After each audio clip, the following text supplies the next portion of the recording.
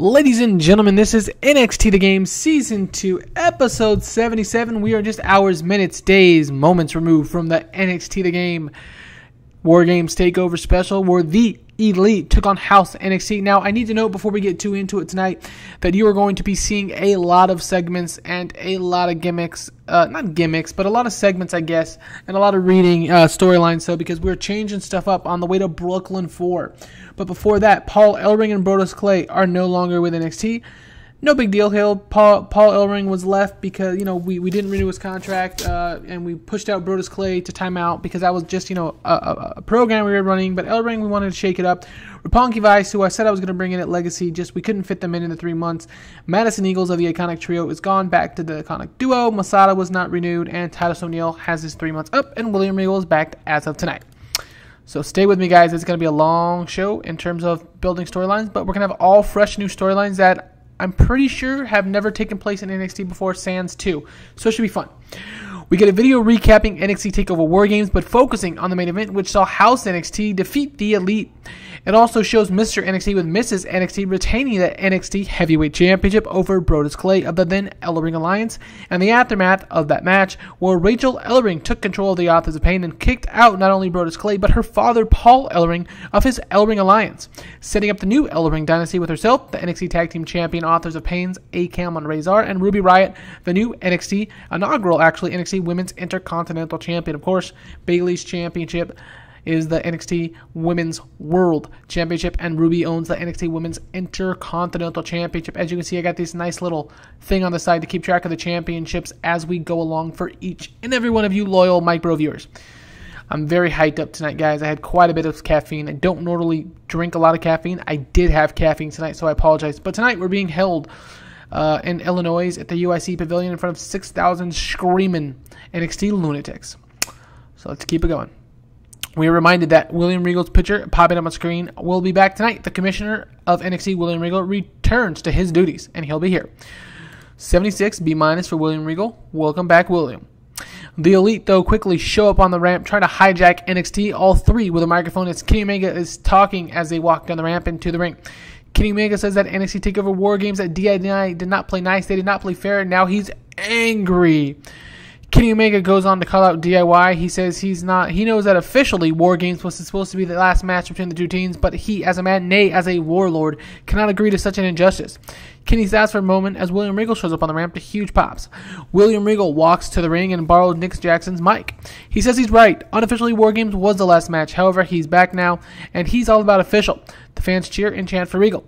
Regal says so Regal's cut off as he's saying so by someone's music. I wonder who it could be. 79B.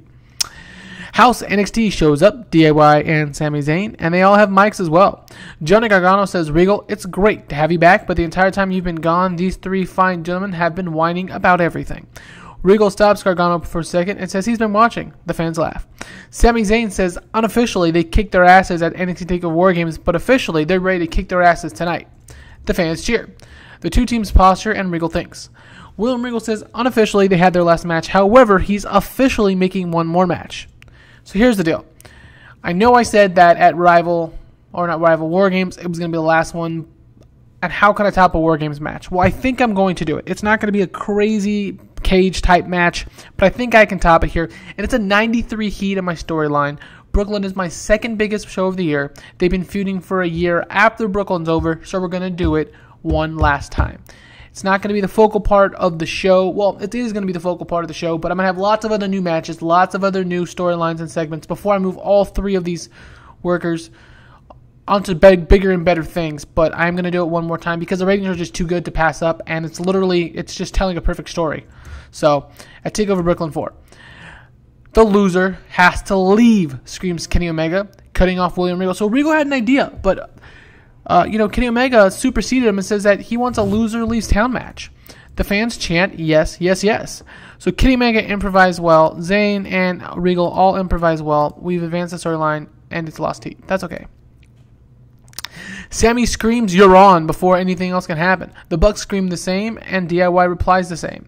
Regal pauses, confused, battered, not too happy, and says that NXT TakeOver Brooklyn 4, it's going to be Sami Zayn against Kenny Omega, and just like you guys want it, I'm taking your words as official tonight it will be a loser leaves town match.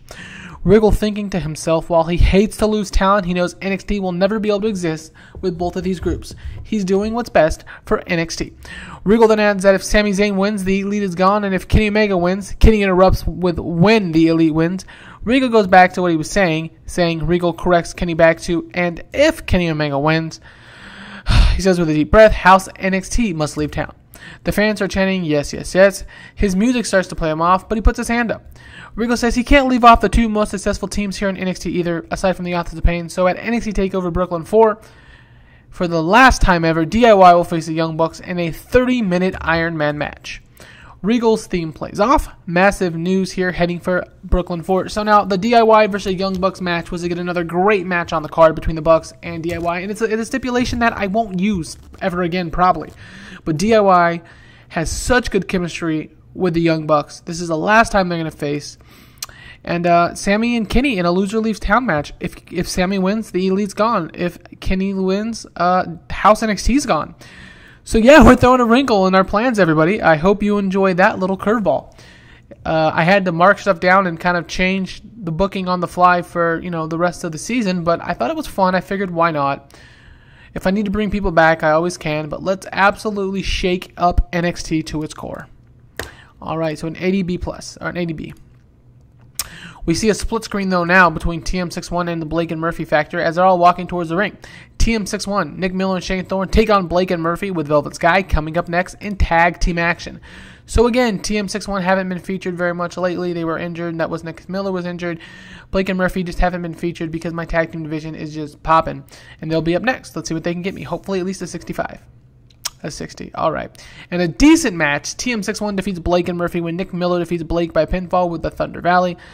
TM61 was 63 and 62. Murphy and Blake with a 59 and 40. Not bad. The commentary was decent. Velvet did some good work at ringside. No skill improvements. 60C for Blake and Murphy and TM61. We're told now that in the main event tonight, we are going to get the NXT Heavyweight Champion, Mr. NXT, with Mrs. NXT taking on No Way Jose. Mr. NXT is getting stale at his gimmick, so we'll have to tweak it and see what we can do. 73B minus for this segment, hyping the main event. Speaking of Mr. and NXT, Mr. and Mrs. NXT, Regal is standing backstage after his in-ring confrontation, and Mr. and Mrs. NXT come into the backstage area, with the NXT Heavyweight Championship over Mr. NXT's shoulder. Before William Regal can speak, Mr. NXT reminds him that things have changed since he was forced to leave. Mr. NXT says he's been so successful, Triple H was having a hard time finding people who wanted to face him. But that little Easter egg of a contract, he's referring to the Brodus Clay Authors of Pain thing, settled that. Mr. NXT goes on and on about how great he's been since William Regal's been gone and says everyone who's held the championship he's faced, he's beaten. He's a man without a challenge. Mr. Regal stands up and looks at Mr. NXT and shakes his Mrs.'s hand, saying they haven't formally met. Mrs. NXT completely ignores William Regal. Very well, says Regal. William Regal says everything he has some bearing of truth. However, your little rant, Mr. NXT, had just set off a little light bulb in my old mind, and Regal states that he can't believe how he didn't think of it before. Regal promises Mr. NXT before the night is over, he'll have his opponent for Brooklyn TakeOver 4. So yeah, man, we're going to announce 3 matches tonight for NXT TakeOver Brooklyn 4. We're going to get the matches out early. We are going to build these programs hot and heavy. 76B minus. All right. In the next match, after Aleister Black defeats Ty Dillinger in 5:53 by pinfall with the end of the line, which is interesting. You guys will remember before NXT TakeOver War Games, Aleister Black and Ty Dillinger drew on the Mega 12 Junior show, and tonight they got a rematch, and Aleister Black gets the victory.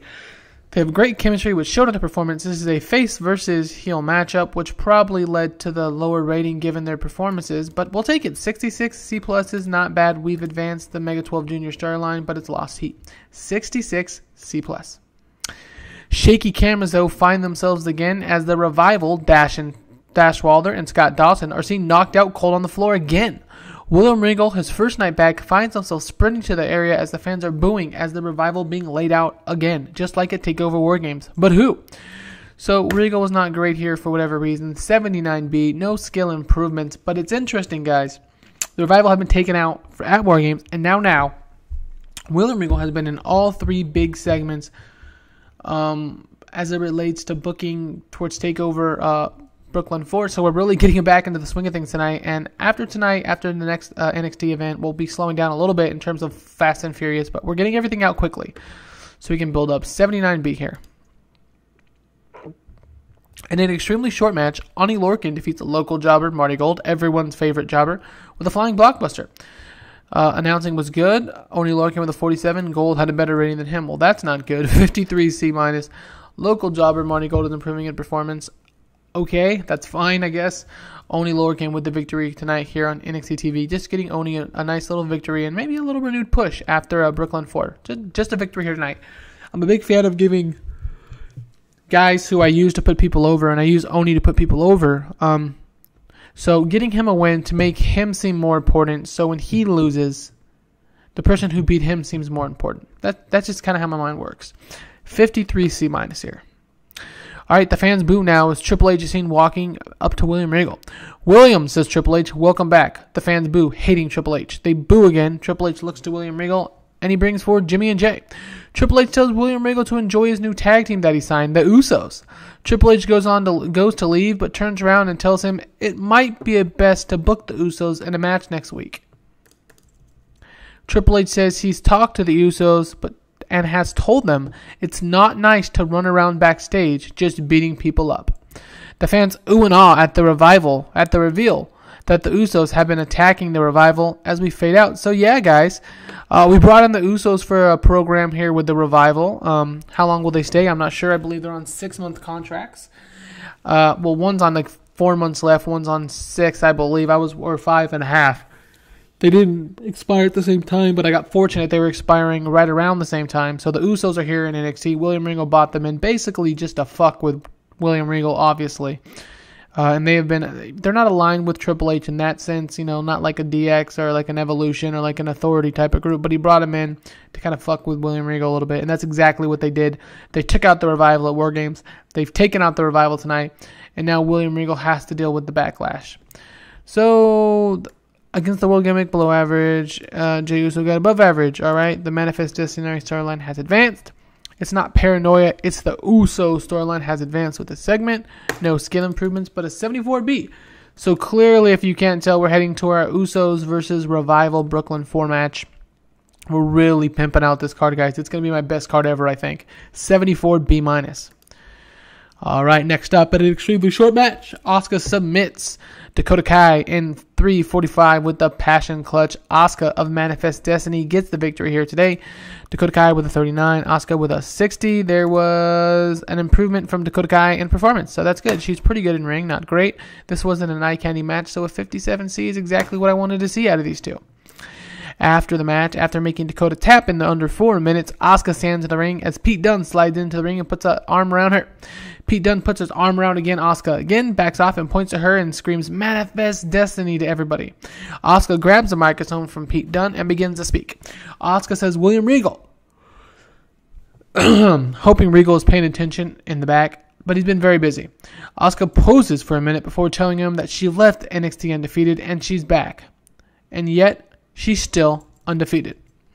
Asuka says that NXT TakeOver Brooklyn 4, she wants Bayley for the NXT Women's World Championship. Excuse me, says Asuka, for my NXT Women's World Championship. So again, another match basically being confirmed unofficially yet in storyline, but I'm telling you right now, we're doing it. Asuka and Bayley at Brooklyn 4 to add to the Revival and Usos, to add to whatever William Regal has in mind for for Mr. NXT in the main event, for Sami Zayn, and for Kenny Omega, for the Bucks, and DIY. It's one hell of a card building up. One show, we have 5 big-time matches. As you can see, this is, I believe, my best show ever. At least TakeOver special. It's building up to my most stacked card ever, at least. 64C. The camera is showing the backstage area where Andrade Cien Almas is walking, looking fit and suited. Almas is fixing his gorgeous clothes as he extends his hand and walks up the gorgeous Zelina Vega. Almas lowers his shades and watches Vega walk past him, checking out her ass, and smirks as he's walking behind her. They're on their way to the ring, so we're going to go ahead and change her gimmick. The perfect body gimmick got an initial rating of very good. That's good. 67 here for Zelina Vega and Andrade Cien Almas. So Vega has debuted here in NXT. The camera has now stayed with Almas and Zelina Vega as Idolo hits and Almas is fixing his attire, slowly making his way down the ramp and into the ring. Zelina Vega asks for a microphone and gets one. Vega introduces herself as the woman to get Andrade Cien Almas back on the championship path. His brother Messias has headed back to Mexico. Zelina basically pushes him out. Andrade is taking his shirt off and his coat. Zelina Vega then proceeds to Zelina Vega then proceeds to hype up Andrade Cien Almas before issuing an open challenge for whoever wants to come down and face Almas right now and try to make a name for themselves. Nobody comes out, and she says she'll wait. And that's exactly what Almas and Zelina Vega does until, in a good match, Adam Cole defeats Andrade Cien Almas in 14:29 when Andrade Cien Almas got intentionally disqualified. 77 for Almas, 57 for Cole, got the crowd buzzing. Absolutely freaking amazing rating, 76 B-. The fans boo as Almas has purposely gotten himself disqualified. Zelina Vega is smirking, but isn't too happy with what just happened either. This is not the Almas she wanted to manage.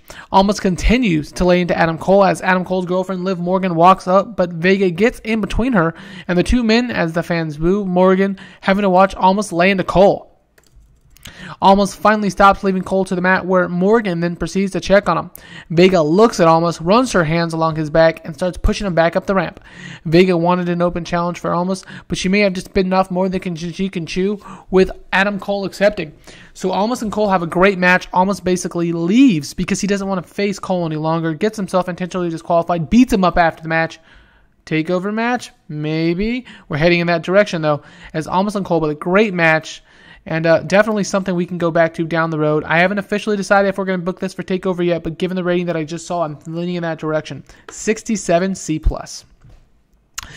Backstage, though, we see the NXT Tag Team Champions, the Authors of Pain, the NXT Women's Intercontinental Champion Ruby Riott, and their leader Rachel Ellering on the way to the ring. The Ellering Dynasty has choice words coming up next. Still, the Ellering Dynasty storyline has started with the segment. The camera fades to ringside, and we see the Ellering Dynasty, Rachel Ellering, Ruby Riott, and the Authors of Pain in the ring. Rachel Ellering, with a microphone, quickly gets into what she has to say. Rachel Ellering says that at NXT TakeOver War Games, yes, Brodus Clay did lose, and while it's not something the Ellering Dynasty is built upon, she has came to terms with it since she realizes that it may have to happen again one day, losing that is. The fans boo as the clip is show of the loss, but then shows the beatdown of Brodus and her father, which gets crazy boos. Rachel Ellering smiles at seeing her father destroyed. But that man, says Rachel Ellering, that man who wrote the quote-unquote book on tag team wrestling was limited in what he could achieve. He rode the AOP, and got nothing from them for them. He used their championship shot at a man who never even won a significant match in his life, Brodus Clay. Dad, says Rachel Ellering, you taught me everything I know. Now stay out of my way and watch me reign. So basically, Rachel Ellering taking over the Ellering Alliance, forming the Ellering Dynasty, and basically saying, you did what you could do. I've already gotten the NXT Women's Intercontinental Championship shot for Ruby Riott, which she won. I can take the Authors of Pain to the next level, 63C. And I'm kind of confused why this is a low rating for the Authors of Pain. Not really sure, but that's all right. 63C here tonight. I mean, the industry's falling and all that other stuff is falling, but I don't know why I'm going from 80 ratings to 63 for these guys. It doesn't matter. It's been a really good show so far. So basically, they're just touching on the new group that is the Ellering Dynasty. Paul Ellering, Brodus Clay are gone. Ellering, Riott, Akam, Razor, the Dynasty of the Ellering. 63C. And in the main event, Mr. NXT defeats No Way Jose in 13-10 with a helm in an amazing match, an 80B. Wow. Between Mr. NXT and No Way Jose, what a match. That was a really good match. I was not expecting that. No skill improvements, but an 80 for Mr. NXT and a 66 for No Way Jose. Mr. NXT carrying Jose here. Mr. NXT stands up, raising his hands above his head, having a tougher match against No Way Jose than he thought he'd ever have. Mrs. NXT now in a night of promos where the wrestlers trying to outdo one another has gotten a mic. Mrs. NXT says, and still and always, your NXT heavyweight champion, Mr. NXT. Mr. NXT embraces with the missus and kisses her square in the middle of the ring. But all of a sudden, a ton of bagpipes begin to play. So 75 B- here. Drew McIntyre has returned and has showed up on the ramp looking around to a sea of cheers. Drew McIntyre stands atop the ramp as Mr. and Mrs. NXT look at one another, Mr. NXT clutching his NXT Heavyweight Championship firmly in his hands. Drew raises his arm and places the entire place erupts here. So we're going to go ahead and just do it. Gimmick change. Yes. Yes. Okay. Complete turn. Yes. All right. Well, that's unfortunate. But that's okay. We needed to get Drew McIntyre to the face side. I'm not really sure how big of an emphasis the turns, being jaded, all that stuff works. Because I build people up, and it doesn't seem to matter. So I just turn guys when I need to here. And I haven't really turned anybody. I've turned Asuka. That's about it. 79B, though, as Drew McIntyre revealed as William Regal's challenger for Mr. NXT at the biggest party of the summer, NXT TakeOver Brooklyn 4. Let's see what our rating is here, though. 78. What an amazing episode of NXT. I mean, really good. We set up 6 matches for NXT TakeOver Brooklyn here with the first event after NXT TakeOver War Games. But yeah, man, this was NXT The Game Season 2, Episode 78. NXT TakeOver War Games is in the rearview mirror. We are heading to NXT TakeOver Brooklyn, our second biggest show of the year, and I think we're going to have our best card ever. So please comment, like, subscribe. Let me know what you guys thought about this show, about all the unique and different matches that we've booked, about the loser leaves town, about the Usos debuting, about McIntyre returning and turning face to take on Mr. NXT at NXT TakeOver Brooklyn 4. I mean, let me know what you guys think. I think this was a very strong show, and I think we've set NXT in the right direction heading into the summer months. But again, this is me, Mike. This was NXT The Game Season 2, Episode 78, NXT TV. Thanks for watching, everyone, and as always, have a glorious day.